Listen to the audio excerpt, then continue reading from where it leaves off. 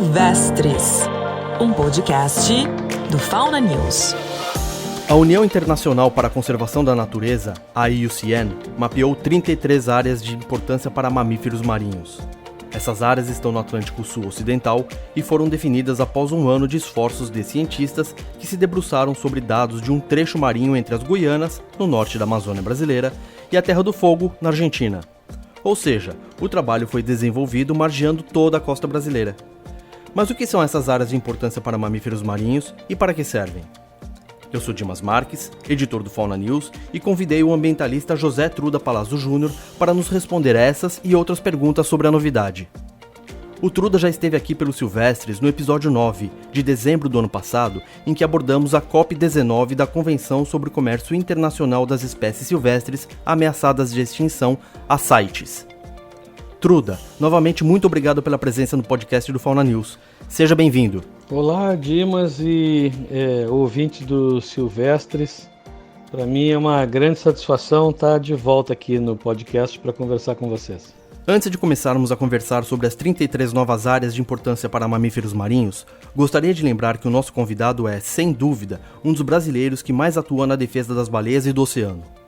Ele é coordenador de desenvolvimento institucional do Instituto Baleia Jubarte, representante regional do projeto Um Solo Mar Brasil-Uruguai e cofundador da Divers for Sharks. Truda foi um dos fundadores do projeto Baleia Franca na década de 1980 e é assíduo frequentador dos encontros da Comissão Baleeira Internacional, sempre lutando contra a caça de baleias. Vamos lá, Truda. Para começar, acho legal você nos dar uma contextualizada sobre a atuação da Força-Tarefa da IUCN, que trabalha com áreas marinhas protegidas para mamíferos marinhos.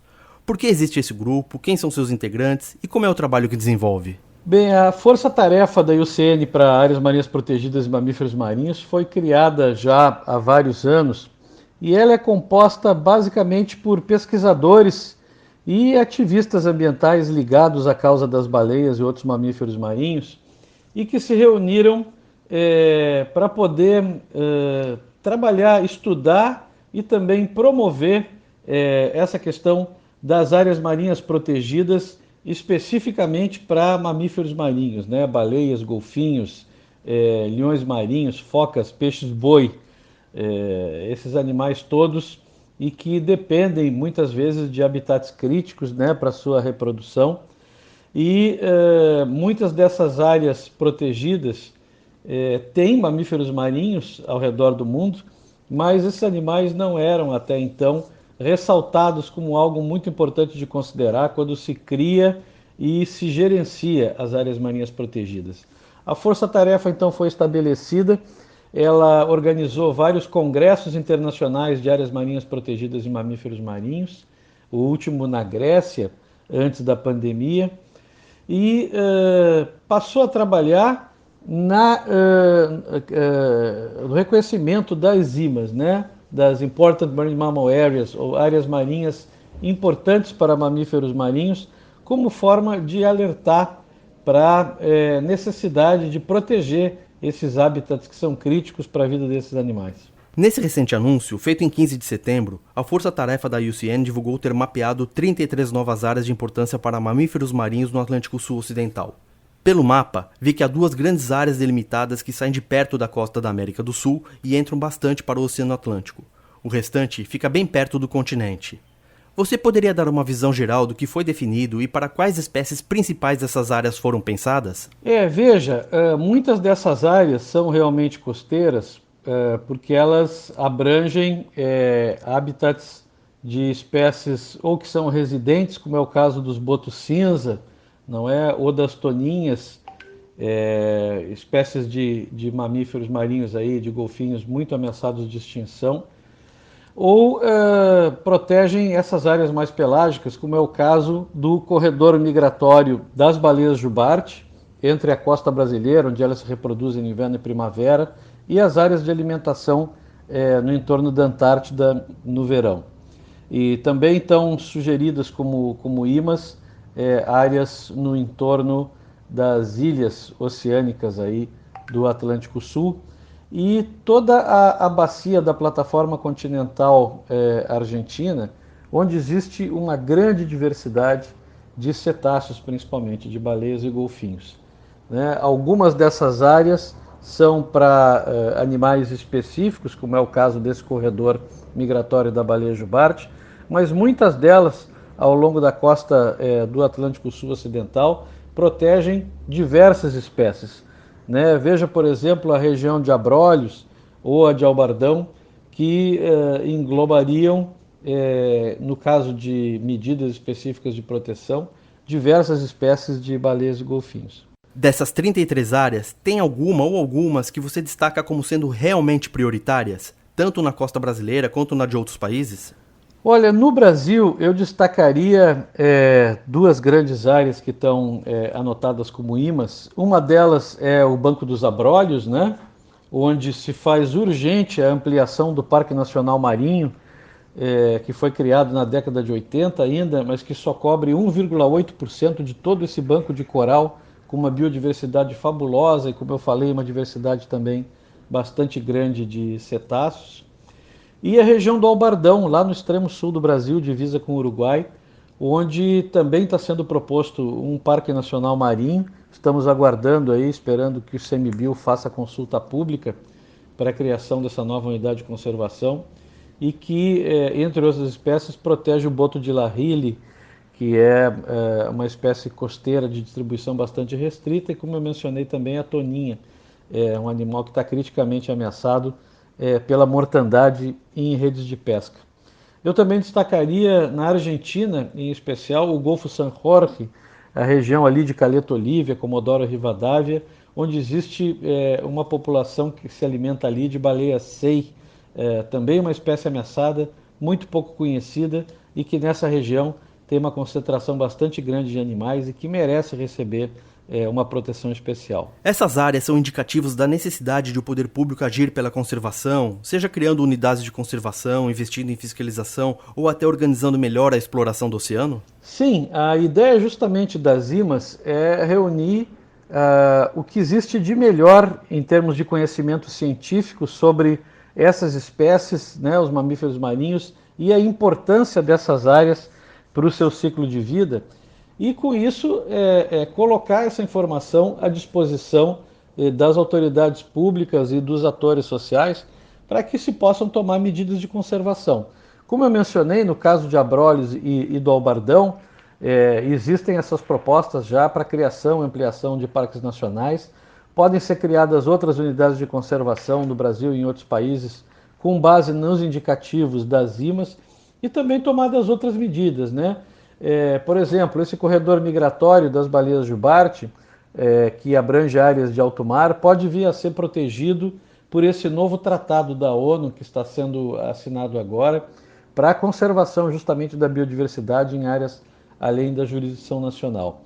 Ou também servir para medidas de planejamento espacial marinho, como é, por exemplo, a definição de rotas e velocidades para o tráfego marítimo, né, em áreas de maior concentração desses animais. Enfim, as IMAs são definidas com a esperança de que elas sirvam como guia para a gestão desses espaços tão importantes para os mamíferos marinhos e que merecem diferentes graus aí de proteção. Existe alguma ação para fazer com que esses estudos cheguem aos tomadores de decisão dos governos?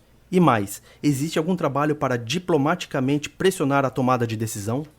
Olha só, o papel da IUCN é o de colocar à disposição dos tomadores de decisão a melhor informação científica possível para orientar as ações de conservação. E, nesse sentido, quem tem que se apropriar dessas informações e fazer as gestões junto aos governos para que as IMAs, por exemplo, possam ser em parte transformadas em unidades de conservação, é a sociedade dos países envolvidos. No caso do Brasil, a gente está aqui se mobilizando, né, em áreas como Abrolhos, Albardão e outras para garantir a proteção dos animais nesses espaços que estão definidos como mais importantes para o seu ciclo vital. E certamente nos outros países aqui do Atlântico Sul Ocidental e outros ao redor do mundo em que as IMAs estão sendo designadas, também é a sociedade civil nacional que vai fazer esse papel de, aproveitando as informações científicas geradas através do processo das IMAs, fazer a pressão social no sentido de que essas áreas vitais sejam adequadamente protegidas. Quero aproveitar o assunto para falarmos um pouco sobre unidades de conservação no Brasil, o que para nós dos silvestres significa proteção aos habitats dos animais. Temos desde o ano 2000 uma lei que aborda o tema, que é a Lei do SNUC, o Sistema Nacional de Unidades de Conservação. As unidades de conservação podem ser federais, que são geridas pelo ICMBio, estaduais, municipais e até particulares. Elas também são divididas em várias categorias, de acordo com o objetivo de uso. Separando em dois grupos principais, temos as unidades de uso sustentável, em que deve ocorrer a exploração de recursos naturais de forma compatível com a conservação, e as unidades de proteção integral, em que ocorre o uso indireto de seus recursos naturais, como é o caso do turismo.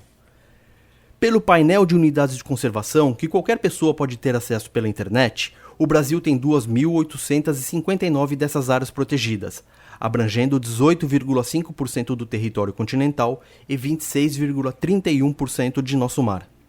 Mas uma coisa é APA, Área de Proteção Ambiental, uso sustentável, outra coisa é Parque Nacional, Reserva Biológica ou Estação Ecológica, unidades de proteção integral. Eu já ouvi muito governante, Truda, tanto de direita quanto de esquerda, bradando que o Brasil tem muito de seu território em unidades de conservação. Gostaria de ouvir a sua avaliação sobre o sistema de unidades de conservação do Brasil e sobre a gestão dessas áreas. Veja, realmente o Brasil tem muitas unidades de conservação decretadas, mas poucas delas efetivamente implantadas com pessoal especializado, com plano de manejo e com o uso público ordenado dessas áreas, né? São os chamados parques de papel, onde muitas vezes só o que a gente vê é o decreto. E, em particular, as áreas marinhas brasileiras, apesar desse número, 26%, né, das nossas águas jurisdicionais em unidades de conservação decretadas, as áreas marinhas ainda carecem dessa gestão específica. Nós precisamos, por exemplo, nos grandes mosaicos oceânicos que foram criados no governo Temer ao redor dos arquipélagos de São Pedro e São Paulo e de Trindade e Martim Vaz, fazer com que essas áreas sejam efetivamente implementadas.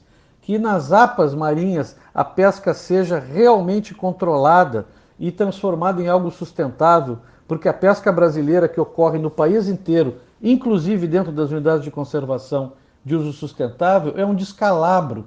Ela ocorre sem absolutamente nenhum controle nem fiscalização. E nas unidades de conservação de proteção integral, ainda falta muito para nós podermos promover o uso público dessas áreas através de atividades não extrativas, como é o caso do ecoturismo, do mergulho recreativo e também da observação de baleias, por exemplo, né? Nós não podemos manter um sistema de unidades de conservação no país enquanto não tivermos a carreira de guarda-parques. Os nossos órgãos ambientais têm muito cacique e pouco índio. Tem os analistas ambientais, que são de nível superior, certamente necessários à gestão do sistema público de conservação da natureza, mas como é que nós podemos ter parques e unidades de conservação sem uma carreira de guarda-parques no país, de pessoal técnico especializado que saiba consertar um motor de barco, arrumar uma cerca, fazer coisas muito necessárias às unidades de conservação? Falta muito. E quem sabe esse governo, que vem falando muito sobre meio ambiente e fazendo pouco, até aqui o seu 9º mês, comece a pensar em estruturar o Sistema Nacional de Unidades de Conservação de verdade, não só no papel, como um possível grande legado que ele pode deixar para o Brasil. Chama a atenção o indicativo de mar territorial brasileiro protegido em unidades de conservação. Estamos falando de 26,31% da área marinha do país, mas somente 3,31% está em unidades de proteção integral. Você enxerga algum horizonte para mudar essa situação? Você sabe dizer como estão os projetos das novas unidades de conservação marinhas de proteção integral? Bem, é sempre muito mais difícil se criar unidades de conservação de proteção integral, né? Porque os nossos políticos, infelizmente, e os empresários também, na sua ignorância da importância de conservar a biodiversidade, acham que essas áreas de proteção integral são áreas que são retiradas da atividade econômica, quando na verdade elas são essenciais à atividade econômica, né?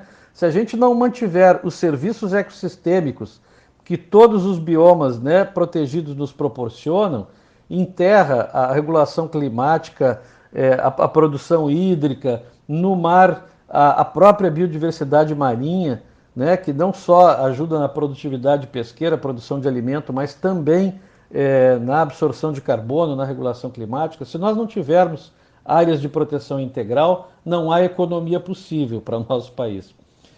E na área marinha nós seguimos muito carentes disso. Por isso mesmo que estamos batalhando, junto com várias instituições, a criação do Parque Nacional Marinho do Albardão, que seria uma grande área de proteção integral lá no extremo sul.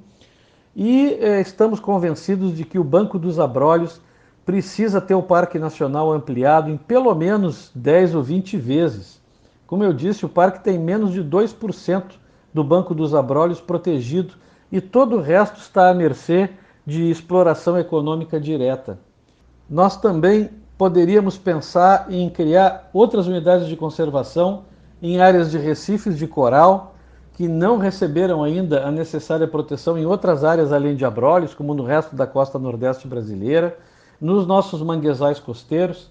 Todas essas áreas que poderiam estar gerando emprego e renda para a sociedade brasileira através dos seus serviços ecossistêmicos protegidos e também através do ecoturismo. É uma luta morro acima, empurrando o mastodonte que de vez em quando ainda levanta o rabo e faz cocô na cabeça da gente. Mas nós não podemos desistir. É por causa dessa luta que o Brasil tem parques nacionais, é por causa dessa luta que nós vamos conseguir manter alguma coisa ainda restante nos nossos biomas. Truda, novamente muito obrigado pela sua participação no Silvestres. Até uma próxima oportunidade. Eu que agradeço a oportunidade de estar aqui conversando com vocês. Contem sempre conosco. Fauna News é um patrimônio da sociedade brasileira na defesa da nossa biodiversidade. Um abraço. E chegou o momento das mensagens que você nos envia pelo silvestres@faunanews.com.br, pelas redes sociais e pelo nosso canal no YouTube. Lembrando que estamos no Instagram, Facebook, Twitter, LinkedIn e no Threads. Basta nos procurar pelo @faunanews. Pelo Instagram, o pessoal das ONGs Ampara Silvestres e Mira Serra elogiaram o último episódio em que abordamos o aumento do tráfico internacional de espécies ameaçadas da fauna brasileira. Augusto Rocha, de Manaus, no Amazonas, comentou que há muito tráfico de peixes ornamentais na região. Ele lembrou que Tabatinga ficou bastante conhecida pelo comércio ilegal desses animais. Concordo com você, Augusto, e destaco: não seria incomum a apreensão desses peixes pela Polícia Federal e pelo IBAMA nos aeroportos de Manaus e Belém. Esses animais são muito apreciados na Europa e nos Estados Unidos. E deixa eu aproveitar o momento para convidar você a participar do Silvestres de uma forma diferente. Mande uma mensagem de áudio com sugestões, elogios, críticas ou comentários para o Fauna Zap 11 95 107 0530. Eu quero escutar a sua voz aqui no podcast do Fauna News. Chegamos ao final de mais um episódio de Silvestres. Se você está nos acompanhando pelo YouTube, acione o sininho e avalie o episódio. Agora, se você está em alguma plataforma de áudio como Spotify ou Deezer, não esqueça de nos seguir e nos avaliar. Sua participação é extremamente importante, pois incentiva as redes sociais a distribuírem os episódios para mais gente. No portal faunanews.com.br tem muito mais conteúdo sobre animais silvestres. Para receber as matérias e os artigos gratuitamente pelo WhatsApp, envie uma mensagem para o Fauna Zap 11 95 107 0530. Essas informações estão na descrição do episódio. Silvestres é apresentado por mim, Dimas Marques, na produção Williane B. Souza, na edição e sonorização Renan Faé, na vinheta a voz de Bruna Borjaili. Muito obrigado e até o próximo episódio. Silvestres, um podcast do Fauna News.